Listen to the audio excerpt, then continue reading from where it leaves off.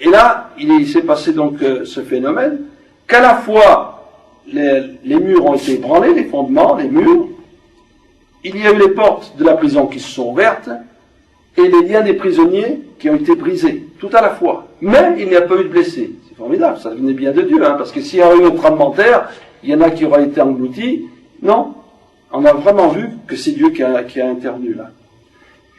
Et là, c'était en pleine nuit, le geôlier, le gardien de prison, il a pris peur. Il devait dormir, il s'est réveillé en sursaut, et il a réalisé la situation. Il a réalisé que si ces prisonniers s'échappaient, eh bien, tous les supplices, malheureusement, à l'époque, il y avait des tortures, et peut-être ceux qui étaient condamnés à mort, tout ce que devaient subir ces prisonniers, c'est lui qui l'aurait subi. Donc il était sûr d'être mis à mort. Et c'est pour ça que Paul lui dit, ne te fais point de mal. Voilà cet homme qui est paniqué, et qui se dit en lui-même, ça y est, je suis perdu, les prisonniers sont partis, et je vais être exécuté.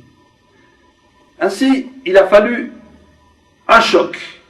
Il a fallu un événement extraordinaire pour que cet homme, eh bien, se réveille. Il était un homme comme tout le monde. Mais là, en peu de temps, il a réalisé que lui, il pouvait lui aussi perdre la vie. Et il a dû penser à l'éternité.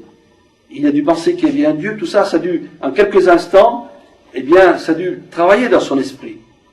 Et Dieu se sert parfois de situations difficiles, de chocs émotionnels et d'autres choses comme ça, pour que les hommes et les femmes prennent conscience qu'il y a une éternité.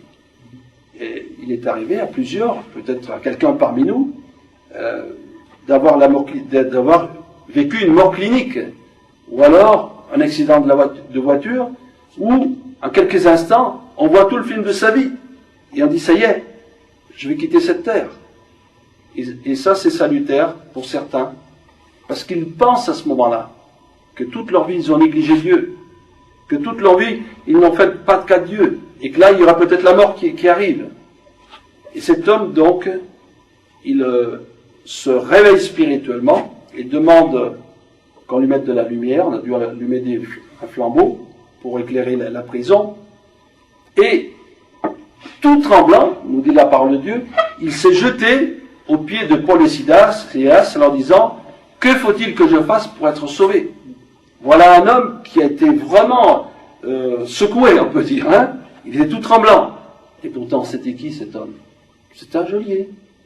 Un geôlier, à cette époque, c'était quelqu'un qui avait été militaire, qui avait fait l'armée dans la Légion romaine, donc pendant toute sa vie, il avait vu des guerres, des atrocités, des choses terribles, et en fin de carrière, il finissait geôlier.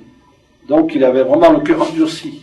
Alors pour que cet homme soit tout tremblant aux pieds de Paul et Silas, c'est qu'il a été vraiment visité par le Seigneur, visité par ces événements qui se sont passés, et là, il a appelé au secours. Que faut-il que je fasse pour être sauvé? Cet homme, il a même été conduit aux pieds de Paul et Silas. Et là, il a eu la réponse. La réponse qu'on peut dire à tous ceux qui sont dans cette situation, tous ceux peut-être qui sont en fin de vie, tous ceux qui ne savent pas où aller et que faire. Eh bien, on va leur dire, crois au Seigneur Jésus et tu seras sauvé, toi et ta famille. Voilà le message simple de l'Évangile. Croire réellement, pas croire simplement intellectuellement les choses de Dieu, mais les croire avec son cœur, renouer un contact avec Dieu, confesser ses péchés, réaliser qu'on est un pécheur, se repentir, revenir de tout son cœur vers l'Éternel. Voilà ce que signifie croire. Eh bien, lui, il a cru. Il a cru, et ensuite, bien sûr, Paul et Silas lui ont annoncé l'Évangile. Et comme la prison, je ne sais pas si elle était bien grande, les autres prisonniers ont dû entendre aussi. Hein. Ils ont dû entendre le message du salut. Et il faut savoir, aujourd'hui encore, et de tout temps, qu'il y a énormément de conversions dans les prisons. Dans les prisons, il y a beaucoup de gens qui se donnent au Seigneur.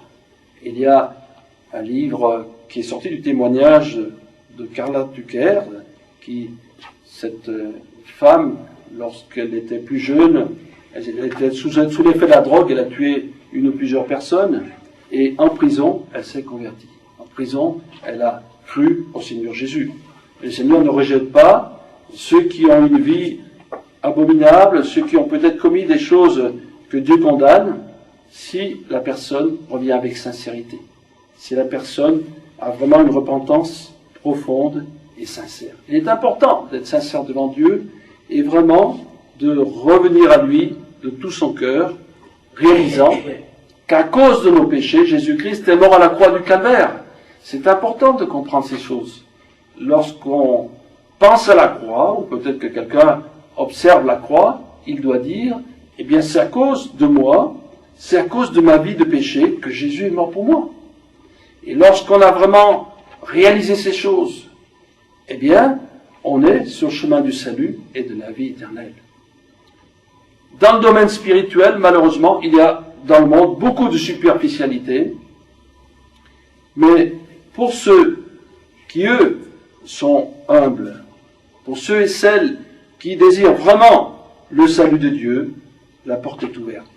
Et ici, ce jour-là, donc, eh bien, après avoir entendu la parole de Dieu, il va soigner les plaies de Paul et Silas. On va voir que cet homme, déjà, il va avoir une attitude différente. Il va avoir de la compassion pour ses prisonniers. Avant, ça n'existait pas. Ils étaient blessés, on les laissait comme ça. Il va les soigner. Il même dit plus loin qu'il va les inviter à table avec sa famille. Et, de ce fait, comme il a annoncé, Paul et Silas, la parole de Dieu à lui et aux membres de sa famille, tous ont cru. Formidable, hein? Formidable que toute une famille et tous ceux de cette maison ont cru et se sont attachés au Seigneur. Et ça, c'est merveilleux lorsque toute une famille marche dans les voies de Dieu. C'est extraordinaire parce que là, déjà dans la maison, c'est une église. Hein? Toutes les familles chrétiennes qui sont au Seigneur ont ce privilège de pouvoir prier avec leurs enfants, les enfants pour les parents, et de faire pratiquement un culte de famille et de bénéficier ainsi de la présence et de la grâce et de la bénédiction de Dieu. Voilà les hommes qui se sont baptisés, et dans cette ville de Philippe, donc, est née une église. Elle est née par cette action surnaturelle de Dieu. Elle est née, cette église, par le témoignage courageux de Paul et Silas, et il est dit par ceux qui étudient la parole de Dieu que cette église de Philippe était une bonne église, qui avait de bons fondements spirituels, et dont l'apôtre Luc a été là souvent pour aider cette église à marcher dans les voies du Seigneur. Ainsi voilà, par ce récit simple, comment Dieu peut intervenir dans une vie, et de quelle manière nous qui croyons, nous qui sommes au Seigneur, nous pouvons être des témoins fidèles de la grâce de Dieu. Et nous serons d'autant plus efficaces que dans les moments difficiles, eh bien, nous aurons ce témoignage vivant de l'amour et de la grâce de Dieu.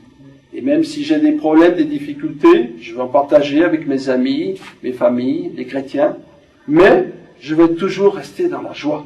Je vais toujours rester dans la foi, sachant que le meilleur, il est là-haut.